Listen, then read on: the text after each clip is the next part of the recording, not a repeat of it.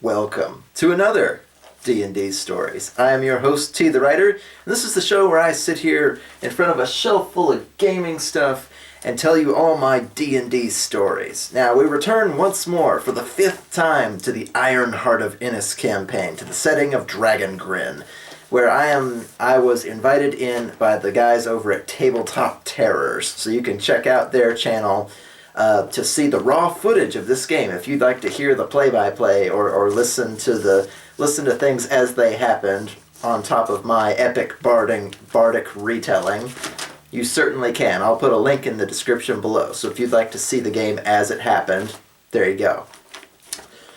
So, if you remember last time, we opened this massive vaulted door with all the Nothics who were in a bindery room, and we opened this big door with one of their keys, and it was a grand, ancient, tiered library, like something you would see at a page master, just kind of books in all directions. There's upper, if you could probably find a banister somewhere and find an upper floor of books. There's columns that reach the ceiling so high you can't see them. It's just dark up there. It's very Moria feeling. It's just big on the scale of being big for one of those old 1980s fantasy or sci-fi paintings where you see the impossibly big structure and the little dots at the bottom are the people walking around it. That's kind of the vibe I got. And we go in, and Cryptbreaker James is this is an ancient library. There's probably not going to be any traps in here. Nothing fire-oriented, nothing acid-oriented. Books are unto the inside of a safe, the inside of a vault. So he kind of relaxes a few hairs, kind of lowers the torch, sheathes the sword, all that good stuff, and we kind of relax for a moment. And if you remember, we're on here looking for answers. This is the hatch on the island where finally feel like we're actually going somewhere. And we come into a library and we're like, oh geez, okay, this could be any number of things. And if you recall, Neith, our ranger, had a vision of most of the mortal races, the humans, elves, dwarves, halflings, etc., fighting these blank men, these robots, these living suits of armor that were designed to do menial tasks, but then got a little too smart and wondered why they needed to take orders. So thusly there was a great war. And as we're going through, the stacks, down the main aisle, there's no desk for a librarian, there's no, velvet carpets for us to walk on. This place is old. And we can hear things scratching around above us on the ceiling in the dark. And we think it's probably going to be more of those Nothics. But thus far they've either been cowardly or, at least attempting at communication. So they're, local, strange, and friendly. Kind of like Jamaican people. Hey man, how you doing? No, God. Okay, I'm not allowed to be racist when I'm on a show, God. I apologize. They're very jovial people. Local, strange, and very friendly, for the most part, as far as we can understand what they're saying. And they don't come down to see us, but we do run into a big statue of one of the blank men, just a big living suit of armor, up against the far wall. And it talks to us as soon as we come in, because of course it does. It's a statue. It's got to talk. It's D&D. And it asks us, who won the last battle of the First War? Now, since Neith has been having visions of a war that happened between the blank men and the mortal races, we figured the first war that a blank man, or a statue of a blank man, would refer to would be the war where they gained sapience and started questioning everything and went to fight against their masters or their makers or whatever have you. And immediately, as soon as it talks, Nothics drop from the ceiling like fucking Spider-Man and start clawing at us. They immediately start a combat. There's 6 of them. and just this melee breaks out, and I'm getting a very like I said, Mines of Moria feel to this, because we're in this vast like ceilingless room with columns and stone floors and just this vast library. So I've got a very Lord of the Rings, Mines of Moria. The goblins have come out. That's how many hundreds of freaking Nothics there are, but they come down like 6 at a time. And immediately everybody pulls their weapons except for Cryptbreaker James, because he's, I'm not that kind of rogue. So immediately I rush over to one of the bookshelves and I start like just pulling books, throwing things, and I roll to not really search. What was it? I guess investigation. Sorry, because everything is crammed into 11 fucking skills in this game. Still not a fan of 5th edition, guys. I'm sorry. Or is it 18 skills? Whatever it is. Investigation. And I roll really high, like a 24, somewhere in that range. And I pull one of the books, and it said that Court was king after Stratus and before no one. And then I learn, as this battle's going on, Granville was a conqueror, and he came before Words of Skin. And then Yerkton was older than Court and ruled after Stratus, and I'm starting to like unravel this, lineage riddle that's laid out before us. So we've got all these names and these hints unto what order they happen, the names of kings of the mortal races. And we have to put them in order and figure out which one of them won the last battle of the First War, because if the blank men had won the First War, well, we'd all be blank men and there wouldn't be any of the mortal races. So obviously we won this First War, so who won the last battle of the First War? And meanwhile, Neith is shooting elemental arrows every which way, Eden's swinging her fucking halberd, taking out things, and I think we finally decided that John, our not cleric, is actually a fighter.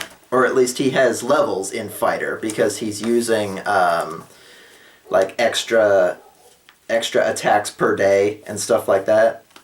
Or extra attacks per action, which is something in 5th edition I've not looked, that only fighters can do. So he's got at least a couple of levels in fighter, not cleric. So his pretending is slowly coming out through the mechanics, but not necessarily through the story. So there's not anything that Cryptbreaker James can call him on in character, but out of character he's using his, I can do such and such, once per day or 3 times a day, that are all fighter abilities. So John the not cleric is actually a fighter. So that at least out of character, that mystery has been solved 5 sessions in. We fight for a while, and obviously, my back is completely turned. So Eden takes it upon herself to like watch my back while I'm going through all these books, looking for like books with thicker pages, with gold leaflet, with real leather, with thicker bindings instead of like the nice thread stuff that you would make in their current era. Just looking for older books to see who the first king was. And I get tagged a couple of times, and then John comes in, swinging his swords every which way, and Neith, like I said, is just like peppering the crowd, and like 6 more come down, and then 6 more come down, and they're slowly going to overwhelm us if we don't answer this. And it gets to the point where I've got let's see, Stratus, Court, Granville, Words of Skin, Yerkton. None of these names are supposed to mean anything, so don't, at least in context of this game. But I've got like a list of 5 or 6 names, and I'm putting them in order while the combat is going on. I'm sitting there with pen and paper, going, okay, Court was king after Stratus, before no one. Granville was a conqueror. Words of Kin came after Granville. Yerkton was older than Court, ruled before Stratus. It has to not get around to me more than a couple of times, because the Nothics are no doubt seeing me pulling books and figuring shit out. So like if you've ever seen Sherlock, or not Sherlock, one of the Sherlock Holmes series is where he would, no, it was one of the movies. It was one of the more recent Sherlock Holmes movies where like time would stop and it would zoom in on him and all these facts and figures would fly around his head. It was kind of like that.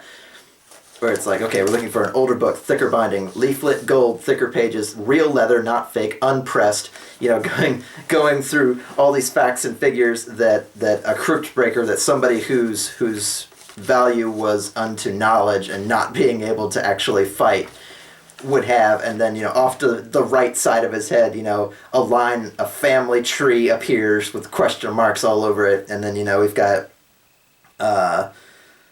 Stratus, and then Court, and then Granville's over here, and Yerkton's on this end, and I'm trying to connect all these family trees, so there's like a PowerPoint presentation going on straight above Cryptbreaker James's head.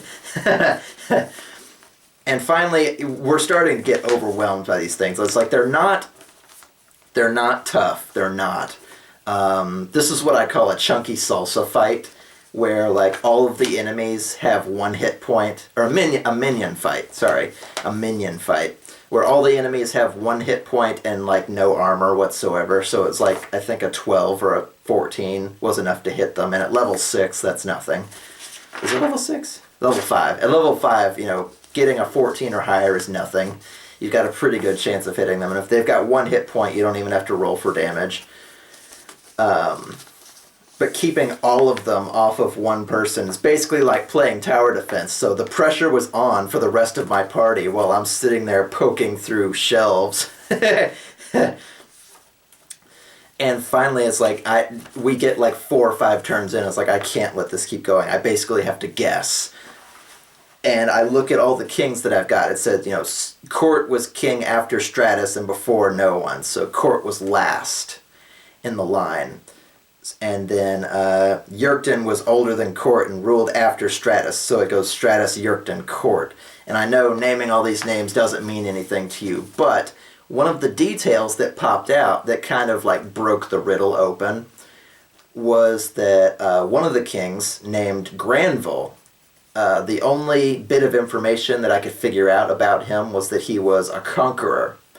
So what are you in when you're a conqueror? You're at war. And who won the last battle of the First War? None of the other kings were mentioned fighting in wars, so Granville the Conqueror won the last battle of the First War. And the the statue, God bless our DM, the statue goes, I get the feeling you're just guessing, or something to that effect. And I go, no, it's an educated hypothesis. And I sass this statue into submission while this battle's going on around me. And they're just trying to keep me from getting stabbed in the back by claws longer than my fucking forearm.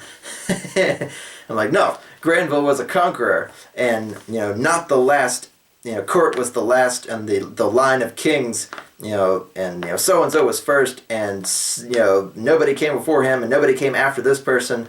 And the only thing that says about Granville is that Granville is a conqueror, so therefore it has to be him. Right? It's like when you're playing the 3 shells game and you go, oh, it's the middle one, and then you reach and you pick up the left one and you pick up the right one. The dealer, who has probably put the ball away so it's not under any of them, if you pick up the other 2, oh yes, of course, it's the middle one. And he opens like a side panel for us. And Eden, who had laid the book on the front of the statue so that we could stand and discuss things before the Nothics started coming down, had to wade through enemies, swinging her fucking halberd back and forth to recover this book, because we don't know what it says, how valuable it is. But we've come all this way, so we can't leave it behind to a giant crowd of, you know, ever-increasing number of Nothics when we're this far underground, this far into all this madness. We can't leave it behind now. And at this point, Eden has both the book and the Ironheart of Innis, which is probably not the best idea, but right then wasn't the time to argue. So she grabs the book and turns around, and, you know, John and Nath are laying down like cover fire, just like slicing these things up as we go. Like I said, the chunky salsa fight. This is, you know, the goblins in the mines of Moria. It doesn't matter how many there are. There's going to be a dozen more behind each one you kill. So we run for it, just straight out through this hidden passage that opens up, and I'm like, yay, libraries with hidden passages. So I'm squeeing in delight as we run for our lives. I wish somebody would run like a murder mystery or like a Cthulhu-esque like horror campaign that takes place like in a mansion or a dark castle or something, just so I can look behind a bookcase and find a secret passage. That's just like one of my happy buttons, is behind the bookcase secret passages. So we run for it, and Neith's like laying down arrows as we go back and forth across the crowd, and it's barely stems the tide as we go beyond the threshold, and it closes behind us. And I was like, okay, everybody here, everybody alive, and I think we passed out healing spells, or we had like cure light wounds to lay down. A couple of us got tagged. It was not an injury-free battle, I don't think. And Eden, having leveled up a couple of times as a paladin, now has a pool of hit points. I think it's like 25 or 35 that she can just like dole out these extra hit points as healing. And so if somebody loses 9 and this person loses 9 and this person loses 9, she can pass out 9 exactly to everybody. It's a lot more effective than a potion. It's a lot more effective than a regular healing spell, because it's not too much and it's not too little. Or, if everybody's like really hurt and she's only got 15 points, she can give everybody exactly 5, so it's fair. So she passed out a bunch of points to everybody. I think she used almost all of them. Gosh. It was just like sheer number of Gothics or Nothics, whatever they are, to hurt us all somewhat substantially just by sheer numbers. And we get up and we kind of take stock of ourselves. As everybody's still here, everybody, nobody's freaking out or anything right now. And we have to go left or right again. So Eden, since she has basically saved us all from doing the rest of this dungeon, with 50% of our health, we decide to go with what she wants. So she says, we go left or right, and she goes right. So the right is the right way, and we come into another door, and we push it open, and inside is a workshop, and who's standing working hard at one of the workbenches but Tom Lim, the guy who's been dead for this whole campaign, because I started out with, letter from a dead colleague from Tom Lim telling me to go get the Iron Heart of Innis and the book that it's in an abandoned cathedral in the middle of fucking nowhere, and then he turns up dead, and then apparently not. Either he faked his own death or he was captured or something. He was in this workshop working on a blank man.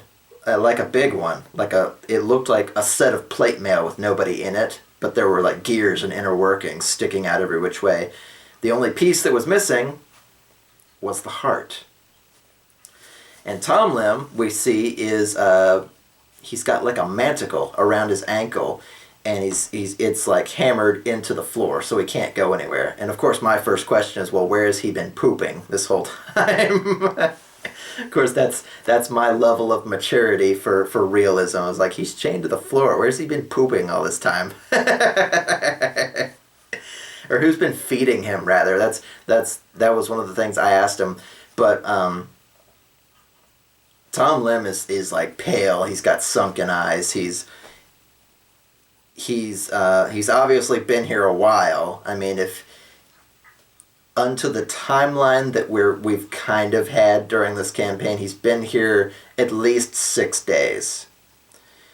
Because we stayed at the cathedral, we had travel time, we stayed in town, we had travel time, we stayed in the cave, we had a rest, we went through the dungeon, amalgamating that time minus the time before the campaign and after Cryptbreaker James got the letter from him and somehow assumed that he was dead, just that he had vanished or that somebody told him he was dead. That's at least a week. So he's been here a while and not seen the sun or anybody else. and been ordered by this disembodied voice to work on this blank man's body. And it's the same voice from the statue out in the library that tells us, and Tom Lim wants to know also, do we have the Iron Heart of Innis? Or he asked me, rather, because I'm the one that he sent after it. And again, I kind of sass him without actually being blatant about it. I go, well, not on me, because Eden has the Iron Heart of Innis and the book. And I go, not on me. And I go, we've got to get you unchained. And I reach over into Neith's, every element arrow bag and try to pull like a frost arrow and like freeze the metal and try to break it. But since I don't know how that magic item works and it's not really bound to me, I pulled an electric arrow instead and hurt myself. And meanwhile, the disembodied voice up through the ceiling is telling us to put the Iron Heart of Innis inside the blank man that's on the workbench. To which we reply, no, because we're not idiots. So Cryptbreaker James is trying his best to just get Tom Lim out. And Tom Lim, you can kind of tell, has sort of gone bye-bye. He's obsessed with his work. He's figured out the ancient language, obviously from all the notes we've seen. He's figured out the ancient language. He's been chained, literally, to his work. He's been perfecting this new, maybe it's a new model, maybe it's an ancient model, I don't know. It's bigger and bulkier and a little more plate-like than the other statues and like pictures and things that we've seen from all his notes. So it's like the new modern model of Blank Man, and all it's missing is this magic, the Iron Heart of Innis. And eventually, through some magic or another, Eden is compelled to get out the Iron Heart of Innis and go towards the workbench. Now, Neith and John are arguing over what to do because the voice keeps telling them to do things.